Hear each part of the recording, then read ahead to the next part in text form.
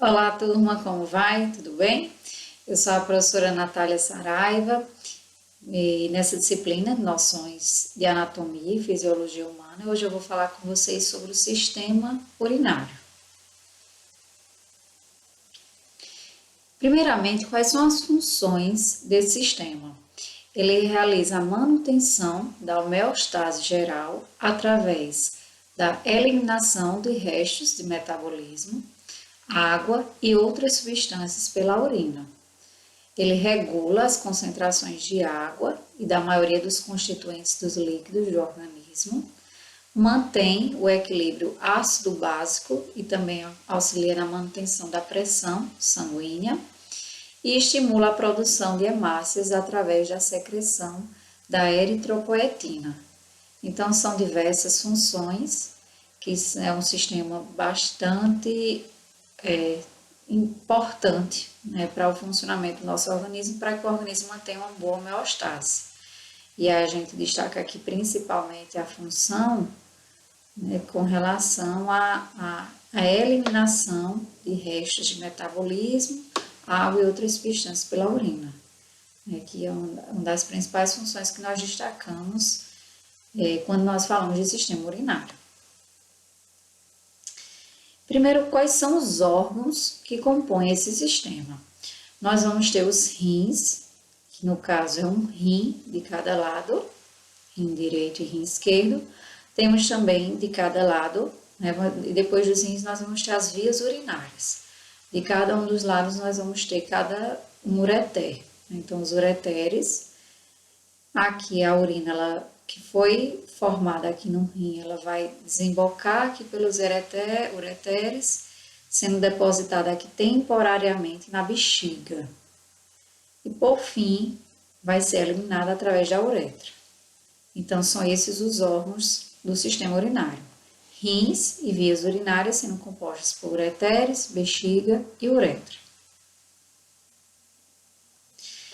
E é importante a gente destacar que vão existir, nesse caso, diferenças anatômicas entre o sexo masculino e entre o sexo feminino, e que nós vamos ver a seguir, tá?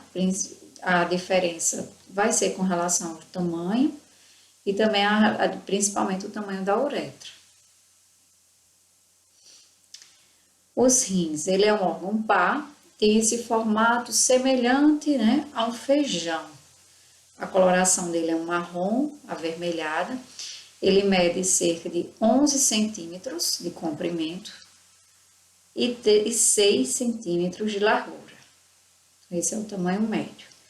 O peso ele é diferente de acordo com os sexos. Nas mulheres pesa um pouco menos, de 115 a 155 gramas, e nos homens pesa de 125 a 170 gramas. Com relação à sua localização, eles se localizam na região posterior do abdômen, então é um pouquinho mais para trás, não é exatamente na região anterior à frente do abdômen, e atrás do que nós chamamos de peritônio. Então, por isso que a gente diz que eles são órgãos retroperitoneais, e em cada lado da coluna. O rim direito, ele encontra-se logo abaixo do fígado, o rim direito, e o esquerdo encontra-se abaixo do baço.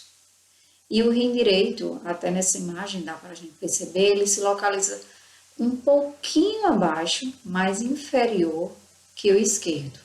Então, o esquerdo é um pouco mais acima, certo? E o direito um pouco mais abaixo. Com relação aqui à morfologia externa, como é que nós visualizamos externamente esse rim? Ele vai se estender da L1 até a L4 e ele vai ter essas faces aqui que nós vamos destacar, que é o chamado hilo renal, a face anterior e posterior, a borda medial e lateral, a extremidade superior e inferior, e ele também envolto por camadas. Primeira camada, a cápsula fibrosa do rim, Ele também volta por uma cápsula adiposa. Essa cápsula de gordura auxilia na proteção mecânica do rim, a fáscia renal e uma gordura pararenal. Então, nessa figura aqui, a gente consegue visualizar. Essa região é a região do hilo, o hilo renal. E nós vamos observando aqui que nós temos aqui a artéria renal, né, por onde vai entrar aqui o sangue. Quando a gente estudou o sistema cardiovascular, a gente viu que o sangue era ejetado pela aorta e a partir daí a aorta ela ia se ramificar em diversas outras artérias que iam fazer a nutrição, né, no meio da circulação sanguínea, a nutrição dos mais diferentes órgãos. Então, a artéria que vai nutrir o rim se chama artéria renal. Então, o sangue ele vai entrar aqui pela artéria renal, certo? E também está presente aqui no hilo renal a veia renal. E, além do hilo, nós temos aqui, podemos visualizar a extremidade superior e aqui a extremidade inferior. Vamos observar também aqui e aqui o que nós chamamos de margem medial e toda essa região aqui nós chamamos de margem lateral, certo? Margem ou borda, pode ser qualquer um dos dois. E aqui está mostrando justamente a cápsula fibrosa, né, que foi, nesse caso aqui para essa imagem, foi seccionada para poder ser visualizada. Ele é envolto por essa cápsula fibrosa. Então, externamente é assim que nós visualizamos o rim.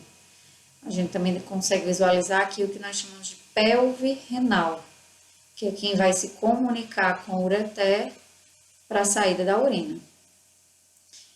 Lembrando também, a veia renal, ela é aquela que o sangue ele entrou no rim, circulou aqui no rim, nutriu, fez a nutrição desse rim, né, levando diversas substâncias, a gente vai ver mais adiante. E aquele sangue pobre em oxigênio, ele vai sair, né, pela veia renal. Aqui também é uma visualização do rim, onde a gente visualiza aqui o hilo, onde está a veia renal e aqui posteriormente a artéria renal. Visualizamos essa camada de gordura ao redor do rim. Vocês veem aqui na cor amarela essa camada de gordura, que é uma cápsula, a gente chama cápsula adiposa, que é essa que realiza a proteção mecânica do rim. E visualizamos também uma glândula que se localiza acima do rim, que nós chamamos de glândula suprarrenal. E já dá para perceber aqui que descendo a parte da pelve renal, descendo aqui, nós vamos ter o ureter. Tá? Aqui seria um outro corte para visualização do rim, um de cada lado. E nós temos essa cápsula adiposa, né, uma cápsula de gordura. Bem juntinho ao rim, nós temos a cápsula fibrosa. E vamos também ter aqui a gordura perirenal e o peritônio. Então, o rim é um órgão retroperitoneal. E os rins, eles regulam a nossa pressão arterial. Ele participa de um processo que nós chamamos de renina-angiotensina, né? Então, ele auxilia nesse processo por meio da aldosterona.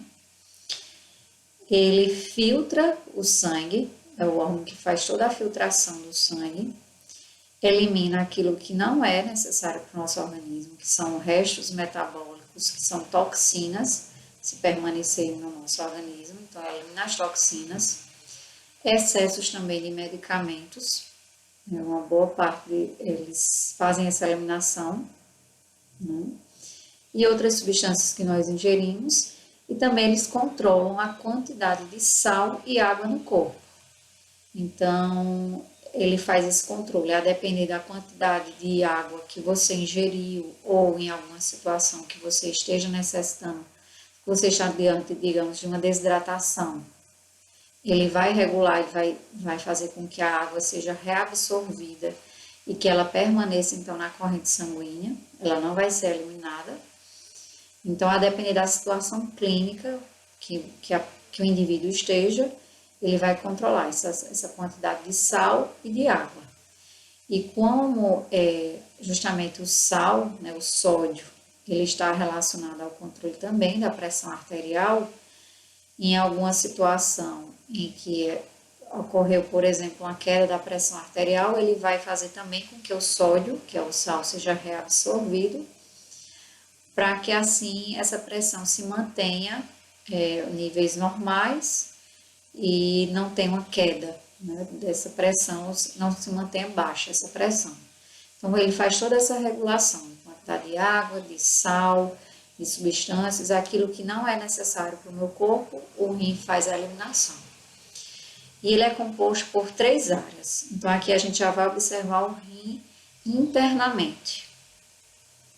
Essas 3 áreas são o córtex renal, a gente pode ver aqui na imagem, essa parte mais externa, né, próxima à margem, o córtex renal. Nós vamos ter a medula renal, que são formadas aqui por essas pirâmides, medula renal. E nós vamos ter o que? Esse espaço aqui, que é chamado de pelve renal. Então, a urina ela vai se formar, né, aqui no córtex e medula renal, desembocando aqui para a pelve renal, para descer aqui para o ureter e chegar até a bexiga. Então, esse é o processo. A gente observa que a artéria renal, ela vai vindo e vai sofrendo outras ramificações, então ela vai se tornando com calibre bem pequeno, então elas vão se formando arteríolas. E também a gente observa as vênulas, né, os capilares vão estar aqui presentes para ocorrer a troca, e aí nós vamos ter aqui as vênulas vindo aqui para vir para a veia renal.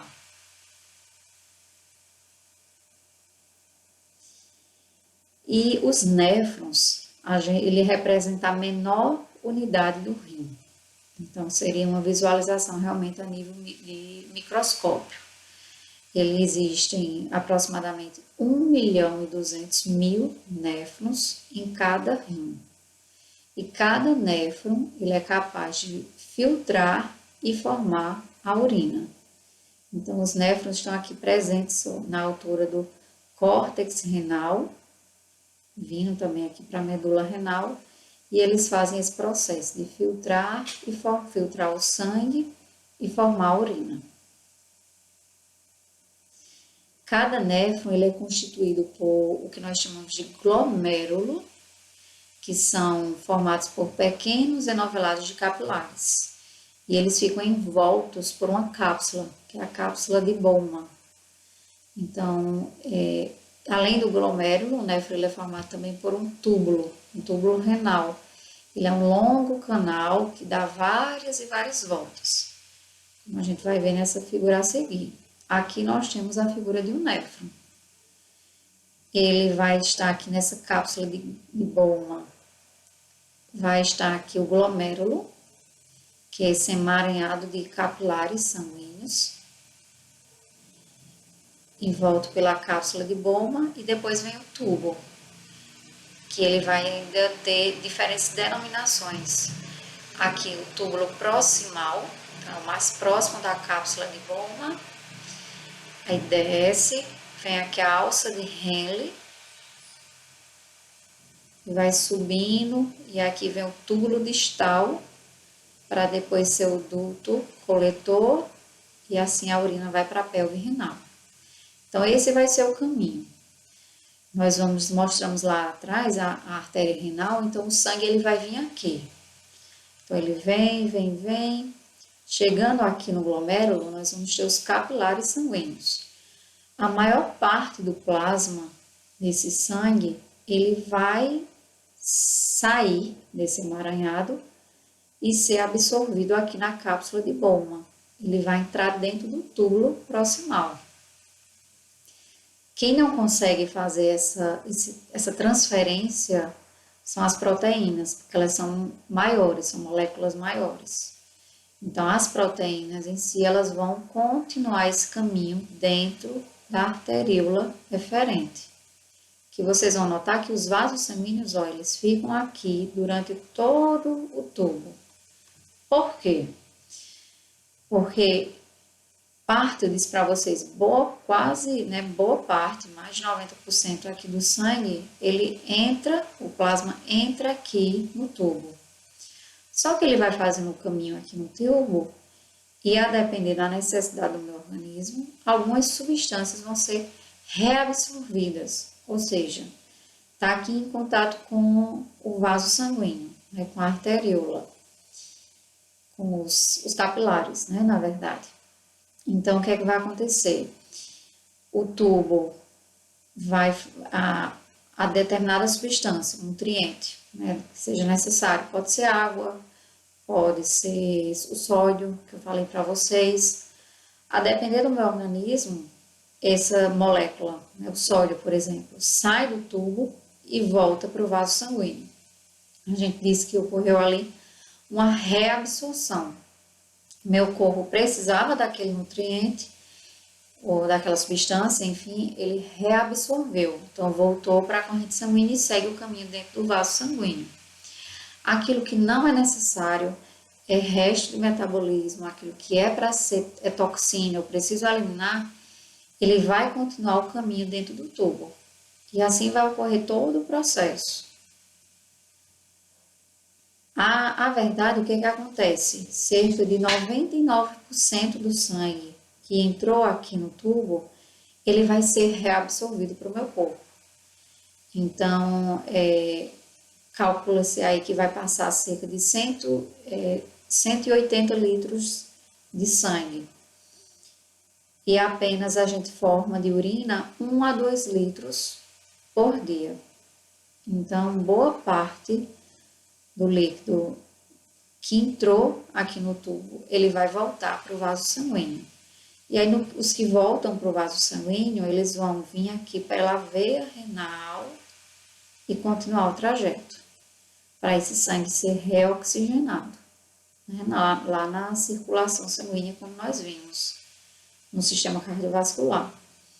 Aquilo que for para ser eliminado, segue o caminho, o trajeto no tubo, vem aqui para o duto coletor, pelve renal e vai para o ureter. O ureter é uma estrutura tubulomuscular, medindo cerca de 25 centímetros, e ele faz justamente essa conexão da urina que foi formada no rim com a bexiga. Então, aqui está o meu rim, formou-se aqui a urina lá nos néfrons, e eles eliminam pela pelvis renal e desemboca então a urina aqui no ureter. Segue de cada lado, né, do ureter, sendo armazenado aqui na bexiga. A bexiga é um órgão distendível e vai armazenando temporariamente até chegar o momento em que ocorre a eliminação urinária. E é importante a gente destacar que existe aqui uma válvula, né? Existe aqui uma válvula tanto a nível aqui entre bexiga e ureter, quanto também ocorre uma válvula entre o ureter e a pelvis renal, impedindo que o sangue ele retorne para o local anterior. Então, fazendo com que realmente o sentido seja unidirecional. A bexiga é um órgão muscular oco, de forma variável, localiza-se na pelve quando ela está vazia e localiza-se no abdômen quando está cheia. E ela pode conter de 600 a 800 ml de urina. Então, quando a gente, diante de situações de aumento de pressão, de esforço, né, a gente sente essa vontade de urinar, relaxa-se essa musculatura, né, dá abertura aqui a essa musculatura, esfíncter, e ocorre então a eliminação da urina.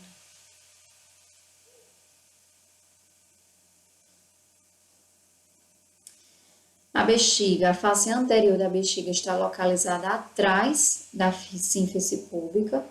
Nos homens, sua localização é anterior ao reto, então aqui está o reto, ela está logo à frente do reto. E nas mulheres, ela está situada à frente do sistema reprodutor feminino e abaixo do útero. Então, aqui é a entrada da vagina, aqui está a bexiga, ela está à frente da porção superior da vagina, e aqui está o útero, então está abaixo do útero. Aqui uma figura maior para a gente visualizar, reto e bexiga masculina.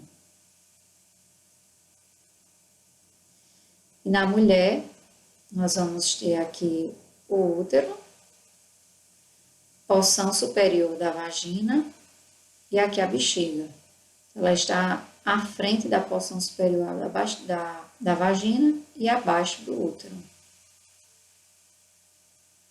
Aqui então o orifício uretral, né, a saída de urina acontece aqui na uretra e aqui a vagina. Então a uretra é um tubo fibromuscular que serve de passagem da urina da bexiga para o exterior. No homem também tem a diferença porque ela não serve só para a saída da bexiga, da urina. Mas a uretra masculina também ocorre a saída a passagem do pênis, do sêmen, né, pelo pênis. Então essa é a diferença entre as duas. Além do tamanho, né, que é bem diferenciado. A do homem, ela mede cerca de 20 centímetros e ela vai se dividir em 3 partes, as nomenclaturas. Nós vamos ter, no caso aqui na uretra masculina, a uretra prostática, que ela mede cerca de 3 centímetros, é a mais dilatada e ela está atravessando a próstata, por isso que ela recebe esse nome.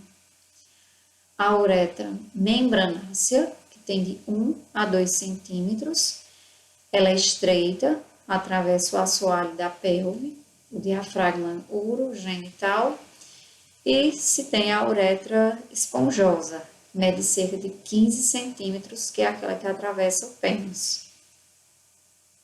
Então, aqui, ó, a uretra prostática atravessando a próstata. A uretra membranosa, que é aquela que atravessa o que a gente chama de diafragma urogenital. E, por fim, a uretra esponjosa, que é a que atravessa o pênis. A feminina, ela só mede, enquanto a masculina media cerca de 20 centímetros, a feminina ela só mede cerca de 4 centímetros. Ela se situa anteriormente à vagina, ela é distendível, está entre os pequenos lábios, na frente da vagina, abaixo do clitóris. Então, aqui está o clitóris, aqui o orifício uretral e aqui a entrada da vagina. E aí o que é que a gente observa? Como ela é muito pequena, é muito mais fácil das mulheres terem infecção urinária, porque é mais fácil de a mulher, alguma bactéria da pele da mulher ou alguma bactéria que é normal estar presente, por exemplo, nas fezes, e aí de repente se essa mulher realiza a sua higiene íntima da parte de trás para frente, pode ser que traga bactérias que são comuns estarem lá no trato gastrointestinal, mas que para aqui, para a uretra, não é comum, né? Porque a bexiga ela é um órgão estéril. Então, entrando algum micro-organismo aqui invasor, ocorre-se a infecção urinária. Então, é muito fácil, de repente, de algum micro-organismo que está aqui nessa região, né, no períneo da mulher, acabar adentrando aqui na uretra e causando a infecção urinária. Por isso que o cuidado tem que ser redobrado, né, ter uma boa ingestão de líquidos, para que não fique sendo com pouca produção de urina, e aí diminui assim a filtração glomerular, né? Diminui-se a eliminação de toxinas, dificulta esse sistema, o funcionamento do sistema urinário, como também, né, devido à diminuição da produção de urina, pode-se o organismo ficar muito tempo demorando para ter a liberação da urina, já que é como um mecanismo de defesa mesmo que o organismo funciona, ele segura a água que tem, já para o organismo não entrar numa desidratação. Como também é importantíssima a higiene íntima, para que não ocorra a entrada aí de algum micro-organismo na bexiga. Em alguns casos, inclusive, essa infecção urinária ela pode até chegar a subir o ureter e chegar a um rim, e aí fica uma situação bem grave, por isso que a infecção urinária do trato urinário realmente tem que ser tratada adequadamente, mesmo que de repente os sintomas cessem de ardência urinária, de dor a urinar, mas é necessário realizar todo o tratamento para ter certeza que todas as bactérias foram, eliminadas. Como resumo, nós temos aqui cada um dos órgãos. Temos primeiro aqui os rins, contém centenas de unidades em seu interior, que são os néfrons, e são os néfrons que efetuam o processo de filtração da urina. Temos os ureteres, que é o canal que conduz a urina até a bexiga, que é um órgão que armazena temporariamente essa urina, e a uretra, que é o canal que comunica a bexiga com o meio externo, eliminando assim a urina. Então, espero que vocês tenham gostado. Se tiverem dúvidas, podem mandar as dúvidas e até breve. Tchau!